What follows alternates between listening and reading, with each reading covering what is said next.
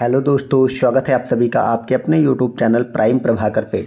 दोस्तों 2023 के UP PCS में 4th रैंक प्राप्त करने वाले एसडीएम शिव प्रताप सिंह सर की कॉपी को और उनकी जो मॉडल आंसर की कॉपी थी जो कि उन्होंने दृष्टि आईएएस में टेस्ट दिया था, उसकी कॉपी से हम देख रहे हैं आपके मॉडल आंसर को और आंसर राइटिंग को, जो भी स्टूडेंट 2024 में मेंस देने वाले हैं या जिनका सिलेक्शन हो जाएगा वो लोग, और जो भी आगे चल कर के 25-26 में मेंस देने वाले हैं, जो भी मेंस की प्रिपरेशन कर रहे हैं, उन सब के लिए बहुत ज़रूरी है कि आप लोग जो है वो इनकी टॉपर्स की कॉपी से आंसर राइटिंग करना सीखें। ठीक है, उसके तहत हमने 2 वीडियोज़ आपको ऑलरेडी प्रोवाइड कर दी है। 5-5 वीडियो प्रश्न की उसके आंसर की हमारी वीडियो रहती है।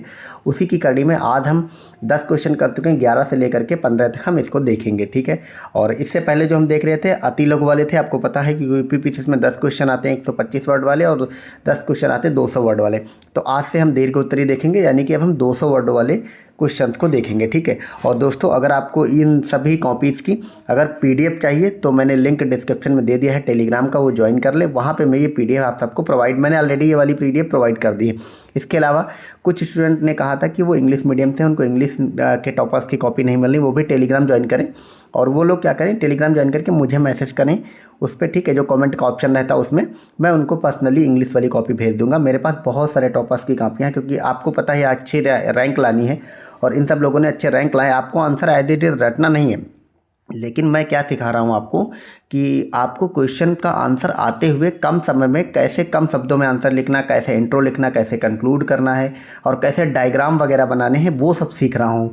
मतलब आप सबको सिखा रहा हूँ। ठीक है, तो इसलिए ये आंसर राइटिंग ये सब बहुत ज़रूरी होता है। तो चलिए शुरुआत करते हैं। इसमें हमारा आज का जो पहला प्रश्न है 11वां नंबर, वो ये है कि 19वीं शताब्दी के दौरान हुए सामाजिक धार्मिक सुधार आंदोलनों ने भारत में राष्ट्रवाद के उभार के लिए पृष्ठभूमि तैयार की। टिप्पणी करना है। ठीक है, तो टिप्पणी करने का मतलब आप समझ रहे हैं, पॉजिटिव नेगेटिव दोनों ही, मतलब आप क्या टिप्पणी कर रहे हैं, पॉजिटिव नेगेटिव दोनों, या फिर एक कोई कर रहे हैं उसको आपको प्रूव करना होगा। ठीक है, तो 19वीं शताब्दी के दौरान जो सामाजिक धार्मिक सुधार आंदोलन हुए थे, उन्होंने भारत में राष्ट्रवाद के उभार के लिए पृष्ठभूमि तैयार कर दी थी।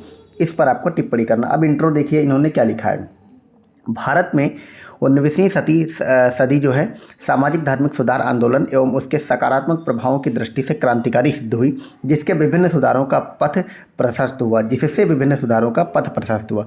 तो इन्होंने, आपको पता ही है कि आपको अगर ये 200 शब्दों वाला है तो 20 से 25 और वैसे 15 से 20 क्वेश्चन में आपको इंट्रो देना होता है। ठीक है, इतना इन्होंने सामाजिक धार्मिक सुधार आंदोलन और उसके क्या प्रभाव हुए वो बता दिया। अब चूंकि आंसर मतलब आप एक लाइन लिखेंगे तो आपका समय कम पड़ जाएगा।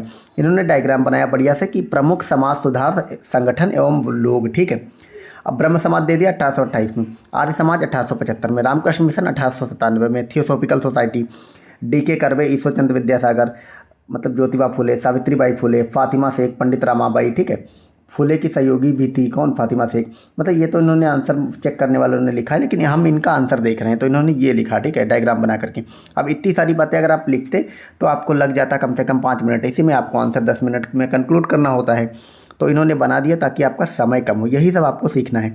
अब मेन क्वेश्चन में बताया कि इस जो सामाजिक धार्मिक सुधार आंदोलन थे, इन्होंने भारतीय राष्ट्रवाद की पृष्ठभूमि तैयार की।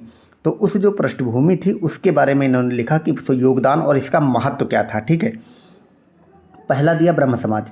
अब ब्रह्म समाज क्या था, राजा राममोहन राय का विशेष योगदान इसमें था।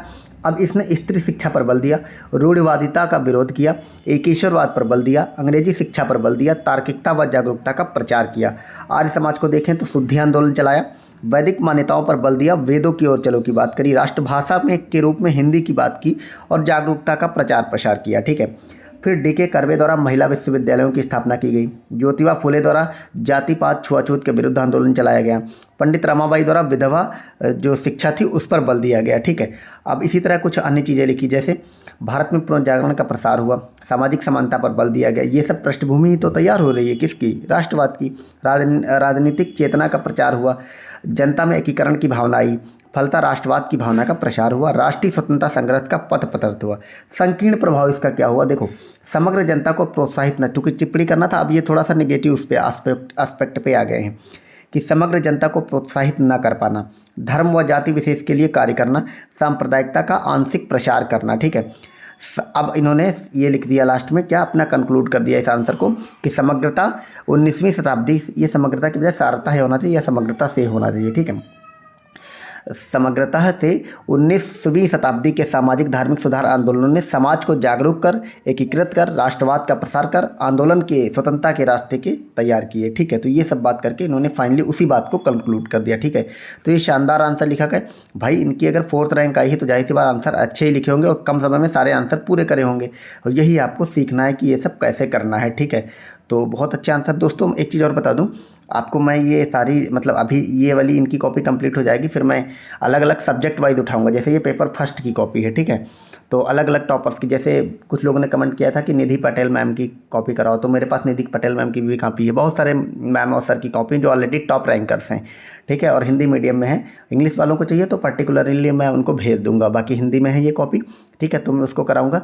और दोस्तों जैसे हमारी ये कॉपियाँ कंप्लीट, क्योंकि आने वाले अभी रिजल्ट भी आपके आने में थोड़ी सी देरी है, तो जब तक रिजल्ट आएगा 20-25 दिनों में मैं आपको सारी कॉपियाँ ही करा दूंगा टॉपिक्स की, ताकि आपकी कंप्लीट हो जाए, एक ही जगह पे सारी मिल जाए, पीडीएफ भी दे दूंगा, ठीक है।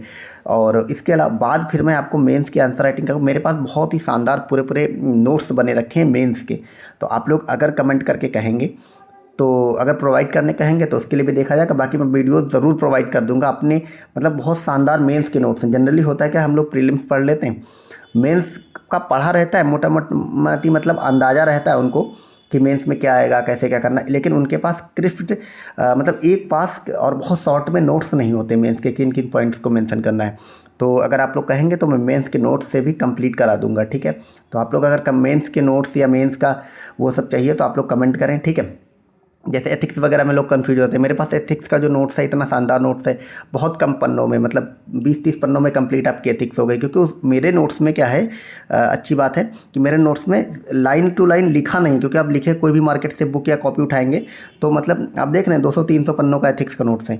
मेरे नोट्स में क्या है, मेरे नोट्स ही अपने आप में क्वेश्चन आंसर फॉर्म में आप लिख सकते हो, वो सब डायग्राम बने हुए, ऐसे डायग्राम है, ऐसे डायग्राम, मतलब हर तरह के सिर्फ डायग्राम ही डायग्राम नोट्स में बना हुआ है। तो आप लोग अगर कमेंट करेंगे तो वो सब भी आपको कराया जाएगा, ठीक है। तो चलिए ये इतनी जानकारी देनी थी, अब मैं अगले क्वेश्चन पे आता हूँ। अगला हमारा क्वेश्चन है, स्वतंत्रता के पश्चात भारत के एकीकरण के समक्ष क्या चुनौतियाँ थी, और इस एकीकरण को प्राप्त करने में सरदार वल्लभ भाई पटेल की भूमिका पर आपको प्रकाश डालना है। तो हमारा इसमें इंट्रो इन्होंने क्या लिखा कि स्वतंत्रता प्राप्ति के पश्चात भारत के समक्ष कई प्रकार की चुनौतियां विद्यमान थीं, जिन्हें सरदार पटेल एवं सहयोगी नेताओं ने अपनी सूझबूझ व कूटनीति से हल करने में सफलता प्राप्त की, ठीक है। तो इन्होंने इंट्रो दिया, बहुत ही शानदार दिया, ठीक है, सरदार पटेल और एकीकरण वगैरह के बारे में। अब चुनौतियाँ लिख दी कि इसमें चुनौतियाँ क्या थीं। चुनौतियाँ क्या थीं कि रियासतों के एकीकरण की समस्या थी, लगभग 565 रियासतें थी। देश के विभाजन की समस्या थी, लगभग 60 लाख लोग विस्थापित हो गए थे। सांप्रदायिक दंगों की समस्या थी, लगभग 10 लाख लोगों की मृत्यु थी। आप देख रहे हैं इन्होंने डेटा भी दिया है हर एक पॉइंट के साथ, और ये डेटा आपको नोट डाउन करना ही पड़ेगा, एक कॉपी अलग डेटा वाली बनानी पड़ेगी। और गरीबी व भूखमरी एवं संसाधनों की कमी उस समय पर थी, ये सब चुनौतियाँ थी उस समय, ठीक है। अगला चुनौतियाँ क्या थी कि पाकिस्तान के कबीलाइयों का आक्रमण हो गया था उसी समय, देश की आंतरिक सुरक्षा की समस्या थी, राजनीतिक स्थिरता की समस्या थी, सामाजिक विभाजन की समस्या थी आदि, मतलब इतनी सारी समस्याएं इन्होंने गिना दी।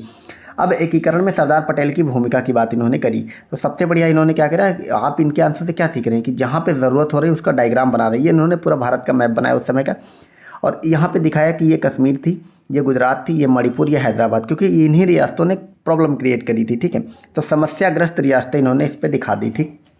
अब पॉइंट वाइज लिखा कि आज़ादी के बाद सरदार पटेल को गृह मंत्री बनाया गया, ठीक है। सरदार पटेल की भूमिका की बात करी जा रही है। एक रियासत एकीकरण विभाग इन्हीं को सौंपा गया था।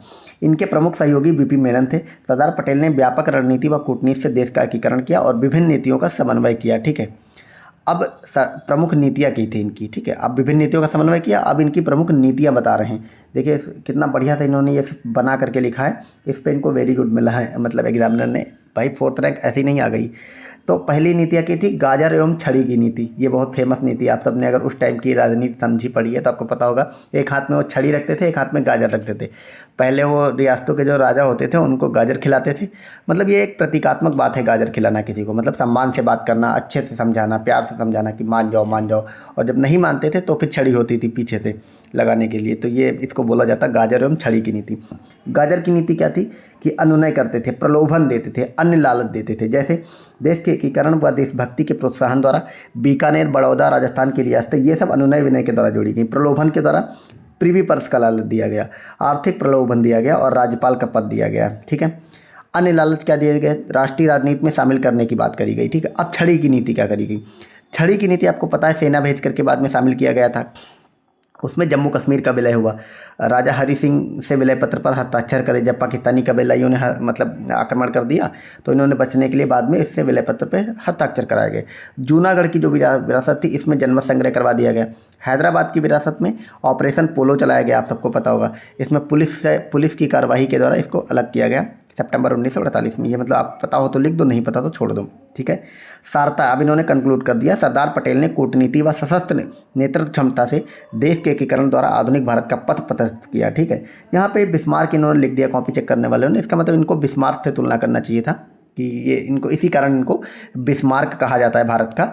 ठीक है, और आपको पता होगा कि बिस्मार्क ने जर्मनी का एकीकरण किया था। ठीक है, तो इसीलिए अगला क्वेश्चन देखते हैं कि 19वीं सदी में महिलाओं के उत्थान के लिए किए गए प्रयासों की चर्चा करना।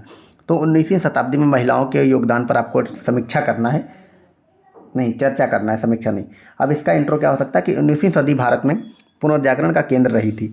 इस दौर में विभिन्न संगठनों व्यक्तिगत प्रयासों द्वारा महिलाओं के उत्थान के लिए पुरजोर प्रयास किए गए थे। ठीक है, अब प्रमुख संगठन देखते हैं और इन्होंने महिलाओं के मतलब भूमिका क्या थी इस पर बात करी गई। ब्रह्म समाज था 1828 में, सामाजिक समानता को इसने बढ़ावा दिया, सती प्रथा का अंत कर दिया। कितना बड़ा स्त्री सुधार था कि सती प्रथा अंत हो गई 1829 में इसी ब्रह्म समाज के द्वारा। स्त्री शिक्षा को बढ़ावा दिया गया, स्त्रियों की सामाजिक सहभागिता के कार्यों का संचालन किया गया, बाल विवाह के खिलाफ अभियान चलाया गया। आपको देखो ये सारे पॉइंट रेडी तो होंगे, लेकिन आपके लिए ज़रूरी क्या है कि कम शब्दों में कम समय में इस आंसर को एग्ज़ाम हॉल में कंक्लूड कर पाना, और इसी के लिए ये मॉडल आंसर इन सब की कॉपी देखना आपके लिए ज़रूरी है। आप देख रहे हैं मतलब ये ऐसे सिर्फ लिख के सन लिख के और एरो बना करके टू द पॉइंट आंसर लिखा है, कुछ भी एक्स्ट्रा इसमें नहीं किया गया है, ताकि तभी आप ऐसे लिखोगे तभी समय कम पड़ पाएगा। अब इतना लिखने में मुश्किल से आपको 1 मिनट भी नहीं लगा होगा, मतलब 1 मिनट मैक्सिमम मान लो आप लगा होगा, तो लेकिन इसी 1-1 मिनट में अगर इतनी चीज़ों को कंक्लूड करोगे तभी आपका अच्छा आंसर सारी चीज़ें हो पाएंगी। ठीक है, अब आर्य समाज देखते हैं। 1875 लिख दिया। बाल विवाह का विरोध किया गया, दहेज प्रथा का विरोध हुआ और स्त्री समानता पर बल दिया गया। देखिए आपका आंसर हो पठनीय हो, यही ज़रूरी होता है। जैसे क्या है कि मैं पढ़ पा रहा हूँ, आप सब भी पढ़ पा रहे हैं, बहुत अच्छी राइटिंग नहीं है इनकी, लेकिन फिर भी 4th रैंक इस राइटिंग पे आप समझ रहे हैं 4th रैंक आई है, कितनी बड़ी बात है। कारण क्या है कि इन्होंने जो लिखा है सारे पॉइंट लिखे हैं, शॉर्ट में लिखे हैं, पूरा आंसर लिखा होगा, और इसके अलावा पठनीय है, मतलब इतनी ख़राब भी नहीं कि आप पढ़ नहीं पा रहे हैं, बस यही लिखा होता है कि राइटिंग जो कथनीय मतलब पठनीय होनी चाहिए। अगला थियोसॉफिकल सोसाइटी, इसमें मैडम ब्लाउतस्की कर्नल अलकाट द्वारा महिलाओं की समानता को बढ़ावा दिया गया। ज्योतिबा फुले, सावित्रीबाई फुले सत्यशोधक समाज इन्होंने बनाया। ठीक है, विशेषकर निम्न जाति की स्त्रियों का सामाजिक पुनरुत्थान किया, महिला साक्षरता पर बल दिया गया। ठीक है, प्रार्थना समाज को भी शामिल कर सकते हैं इसमें। आर्य महिला समाज, इसमें पंडिता रमाबाई इससे इंपॉर्टेंट मतलब इसमें थी फेमस। ठीक है, इसमें क्या हुआ कि विधवा महिलाओं की शिक्षा व सशक्तिकरण पर बल दिया गया, महिलाओं के गरिमामय जीवन के लिए स्कूलों की स्थापना हुई। डी.के. कर्वे ने क्या किया, विधवा पुनरुद्धार को प्रोत्साहन दिया। ठीक है, पूना में महिला विश्वविद्यालय की स्थापना इन्होंने करी और उच्च स्त्री शिक्षा पर इन्होंने बल दिया। ठीक है, और अगला है ईश्वर चंद्र विद्यासागर का अगर योगदान देखें तो विधवा पुनर्विवाह के हिमायती ये थे और 1956 में विधवा पुनर्विवाह अधिनियम पारित कराने में विशेष योगदान इनका था। विधवाओं की सामाजिक स्थिति सुदृढ़ करने में सहयोग दिया। अब इन्होंने कंक्लूड कर दिया कि सारता 19वीं सदी में महिला उत्थान के प्रयासों द्वारा प्रभावी सफलता मिली, जिसने स्वतंत्रता संग्राम में महिलाओं की भागीदारी को बढ़ाकर देश की आज़ादी का सूत्रपात कर दिया। तो ये शानदार आंसर इन्होंने लिखा। अगला क्वेश्चन है 14वें नंबर क्वेश्चन और आज का चौथा क्वेश्चन हमारा कि ब्रिटिश भारत में पत्रकारिता के विकास की चर्चा कीजिए तथा राष्ट्रवाद की भावना को प्रोत्साहित करने में इनके योगदान को रेखांकित करिए। अब इन्होंने इंट्रो क्या दिया कि ब्रिटिश भारत में पत्रकारिता के विकास का आरंभ 18वीं सदी तथा 19वीं सदी से माना जाता है। इसके विकास क्रम में कई कारक जिम्मेदार हैं। तो भारत में पत्रकारिता के विकास के कारक इन्होंने देखो, जो बात यहाँ से ख़त्म करी यहीं से इन्होंने उठा ली और बनाया डायग्राम। तो पत्रकारिता का विकास 19वीं शताब्दी में क्यों हुआ या 18वीं शताब्दी में, उसके कारण लिखे। भारत में पुनर्जागरण आ गया था, ईसाई मिशनरियों की भूमिका थी, स्वतंत्रता की चेतना थी, ब्रिटिश शोषणकारी नीतियाँ थी, प्रिंटिंग प्रेस का विकास करना था और भारतीय बुद्धिजीवियों का योगदान भी इसमें था। अब विकास क्रम की अगर बात करें हम तो देख पा रहे हैं आप कि भारत का प्रथम समाचार पत्र 19वीं शताब्दी के उत्तरार्ध में जेम्स हिक्की के द्वारा संपादित किया गया और इसका नाम क्या था, बंगाल गजट था। फिर क्या था इसका विकास क्रम अगर देखें तो इसके बाद पंडित जुगल किशोर द्वारा हिंदी में उद्दंड मार्तंड का संपादन किया गया। ये सारे पॉइंट आपको पता, मतलब कंटेंट अच्छा होगा तभी आप लिख पाओगे। अगला, भारतेंद्र हरिश्चंद्र द्वारा हरिश्चंद्र मैगजीन कवि वचन सुधा का प्रकाशन किया गया। प्रताप का प्रकाशन गणेश शंकर विद्यार्थी द्वारा हुआ। तो ये हिंदी साहित्य में ये सारी चीज़ें पढ़ी जाती हैं, मतलब रटना ही, ये सब चीज़ें लिखनी पड़ेंगी आपको। हिंदी प्रदीप अमृत बाजार पत्रिका का प्रकाशन हुआ। 20वीं शताब्दी में व्यापक रूप से प्रोत्साहन इसको दिया गया। पत्रकारिता पर ब्रिटिश नियंत्रण की अगर बात करें तो वेलेजरी ने प्रेस सेंसरशिप लगाई, आपको पता होगा। चार्ल्स वुड द्वारा डिस्पैच आया, ठीक है, ये कट किया गया क्योंकि ये तो चार्ल्स वुड का जो वुड डिस्पैच है ये शिक्षा से रिलेटेड था, इसका इससे लेना देना नहीं, तो ये गलत पॉइंट लिखा था तो इसीलिए कट किया गया, ठीक है। तो लिटन द्वारा वर्नाकुलर प्रेस एक्ट 1878 में लाया गया। राष्ट्रवाद को प्रोत्साहित करने में क्या योगदान रहा पत्रकारिता का? पत्रकारिता द्वारा ब्रिटिश औपनिवेशिक शोषण का चरित्र जो है वो उजागर किया गया, ठीक है। अगला क्या है कि ब्रिटिश शोषणकारी नीतियों का खुलासा किया गया। तिलक द्वारा 1908 में प्रकाशित लेख से बंगाल में क्रांतिकारी आंदोलन का सूत्रपात हुआ। देश में सामाजिक राजनीतिक एकता में वृद्धि हुई। स्वतंत्रता के मूल्यों का प्रसार हुआ, जैसे गांधी जी हरिजन हिंद स्वराज में, इन्होंने गांधी जी मतलब ये सब बातें स्वतंत्रता वगैरह की लिखी, ठीक है। अगला है जनता में ब्रिटिशों के प्रति आक्रोश, जैसे तिलक द्वारा केसरी व मराठा का प्रकाशन। आप देख पा रहे हैं, आप सबके साथ होता होगा ये सब चीज़ें कि शुरुआत की राइटिंग अच्छी होती, बाद में जाते हैं तो राइटिंग बिगड़ने लगती क्योंकि क्वेश्चन पेपर छूट रहा होता है, तो ये सब चलता रहता है, इस पर आप मत जाइएगा। अब इन्होंने कंक्लूड कर दिया कि सारता ब्रिटिश भारत में पत्रकारिता ने जागरूकता, एकता, राष्ट्रवाद के विकास में मील के पत्थर के रूप में कार्य किया। शानदार, इन्होंने इंट्रो करके ख़त्म कर दिया। अगला क्वेश्चन देखते हैं, 15वां हमारा क्वेश्चन, ये ज्योग्राफी का क्वेश्चन है कि ज्वालामुखी उद्गार के प्रमुख का प्रकार कौन से हैं, साथ ही विश्व के प्रमुख ज्वालामुखियों का विवरण आपको देना है, ठीक है। तो ज्वालामुखी के बारे में इन्होंने बता दिया इंट्रो में कि ज्वालामुखी से आशय पृथ्वी की अंतर्जात यानी कि आंतरिक हलचल से निर्मित मैग्मा के उद्गार द्वारा भूपटल पर लावा के रूप में पहुंचने की प्रक्रिया से। तो ज्वालामुखी की एक सामान्य सी परिभाषा दे दी। अब चूंकि प्रकार बताना तो इन्होंने लिखा प्रकार और शानदार तरीके से डायग्राम बनाया। प्रकार दो तरीके के हो जाएंगे, केंद्रीय विस्फोटकता के आधार पर और शांत दरारी प्रक्रिया के आधार पर। तो अगर केंद्रीय विस्फोटकता के आधार पर देखें तो इसमें लावा में सिलिका की अधिकता से विस्फोट तीव्र होता है, ठीक है। मुख्यतः सक्रिय ज्वालामुखी इसी प्रकार से बनते हैं। अब इन्होंने 2-3 एग्जाम्पल दे दिए कि पिलियन तुल्य, विसुवियस तुल्य और हवाई तुल्य, जो इन सब जगह के जो ज्वालामुखी हैं। फिर शांत दरारी प्रक्रिया के आधार पर जो ज्वालामुखी बनते हैं उसमें इन्होंने दिया कि इसमें सिलिका की मात्रा में कमी से उद्भेदन शांत रूप में होता है। मुख्यतः सुषुप्त ज्वालामुखी इस प्रकार से होते हैं। तो ये 2 प्रकार के लिख के इन्होंने बता दिया। कुछ अन्य प्रकार भी हैं, जैसे सक्रिय ज्वालामुखी, अब एग्जाम्पल दिया माउंट एटना और कोटोपैक्सी। सुषुप्त ज्वालामुखी माउंट वेसुवियस। मृत ज्वालामुखी देवबंद ईरान का, ठीक है। तो ये इन्होंने 3-4 और एग्जाम्पल दिया। विश्व के प्रमुख ज्वालामुखियों का विवरण इन्होंने दिखाया। ये आप देख रहे हैं, मतलब विश्व का मानचित्र बनाया मैप करके। तो ये वाली जो लाइन्स खींची हैं 2 अटलांटिक वगैरह में है और यहाँ पे जो प्रशांत में है, ठीक है। प्रशांत महासागरीय परिमेखला बना दी, ये सब इधर और इधर, ये प्रशांत महासागरीय परिमेखला, मध्य अटलांटिक पेटी, यहीं पे ज्वालामुखी उद्गार ज़्यादा होते हैं। तो इन्होंने मैप से दिखाया। ये जो मैप वगैरह एग्जाम में बनते हैं इस पर एक्स्ट्रा 1-8 नंबर मिल जाता है, इसलिए जब बनाना जरूरी होता है। अब प्रशांत महासागरीय पेटी की बात करें तो लगभग 70% इन्होंने लिखा है, मतलब ये एग्जामिनर ने लिखा है रेड पेन से, 70% जो ज्वालामुखी हैं वो इसी पेटी में आते हैं। यहाँ अभिसारी प्लेट सीमांत से अत्यधिक ज्वालामुखी की उत्पत्ति होती है, जैसे किलायू द्वीप हवाई द्वीप पे जो स्थित है और कोटोपैक्सी इक्वाडोर में स्थित है। अधिकांश ज्वालामुखी इसी पेटी में है। अधिकांश लिख दिया है, मतलब आप 70% भी लिख सकते हैं, ठीक है। आप देख कर पा रहे हैं, ना सिर्फ आपका आंसर राइटिंग तैयार हो रहा है, कैसे आंसर को फॉर्म करना है, फॉर्मेटिंग कैसे करनी, कैसे लिखना है कम समय में, क्या क्या पॉइंट लिखने, आपका एक तरह से कंटेंट भी रेडी हो रहा है कहीं ना कहीं, अगर आप ये कॉपी देख रहे हैं तो, ठीक है।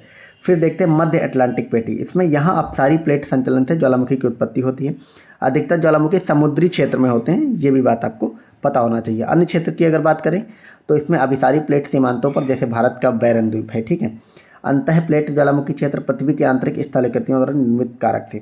अब इन्होंने कंक्लूड कर दिया कि समग्रता ज्वालामुखी उद्गार पृथ्वी की आंतरिक संरचना की जानकारी के साथ ही खनिजों की प्राप्ति से प्राप्त स्रोत होते हैं। तो ये इनका हो गया। अब 16वें नंबर क्वेश्चन पे आ गए हैं। इस क्वेश्चन को हम देखेंगे, इसमें हिंदी वाला मिटल गया, हम इंग्लिश वाला पढ़ के क्वेश्चन को समझ लेंगे। अब अगली वीडियो कल मिलेगी, उस पर हम ये आगे के बचे हुए 5 क्वेश्चन करेंगे और ये वाली कॉपी इनकी कंप्लीट हो जाएगी, ठीक है। बाकी आपको किसी विशेष और सरकार कॉपी वगैरह चाहिए तो आप लोग कमेंट कर सकते हैं, मैं उनकी भी कॉपीज़ करा दूंगा, आपको प्रोवाइड भी करा दूंगा टेलीग्राम पे कॉपी और वीडियोज़ भी करा दूंगा, ठीक है। तो चलिए मिलता है नेक्स्ट वीडियो में। Thank you so much, bye bye.